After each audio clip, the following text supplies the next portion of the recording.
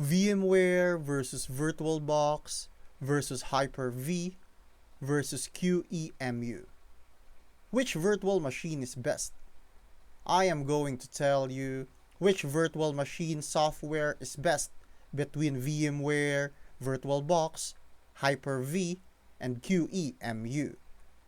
VMware offers great performance and enterprise features but requires a paid license for advanced use. Virtualbox is free, open source, and user-friendly, making it ideal for beginners. HYPERV, built into Windows, provides excellent integration but is limited to Windows Pro and Enterprise editions. Qemu is highly flexible, supporting multiple architectures but requires more technical knowledge to configure properly. If you need enterprise reliability, go with VMware. For free and easy to use, choose Virtualbox. If you're on Windows Pro, HYPERV is a solid choice. And if you need advanced emulation, Qemu is the best.